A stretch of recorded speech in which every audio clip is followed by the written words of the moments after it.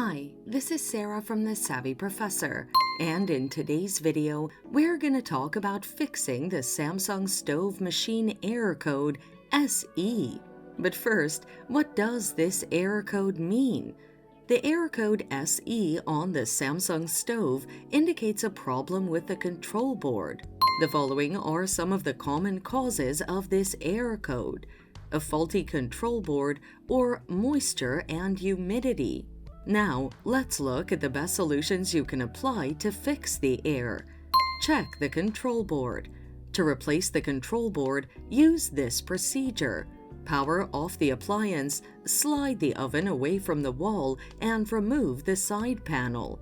Record the wiring, disconnect it, and remove the control board. Take the new control board and reattach the wires in order.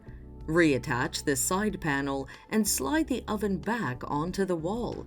Ensure there's no moisture around the oven. Excessive moisture can cause corrosion and short circuits in an oven. Ensure the kitchen is well ventilated to avoid moisture. You can also consider using moisture-absorbing materials around the appliance. If all these solutions fail, contact a trained technician for further troubleshooting. And that's it. Thanks for watching. Till next time.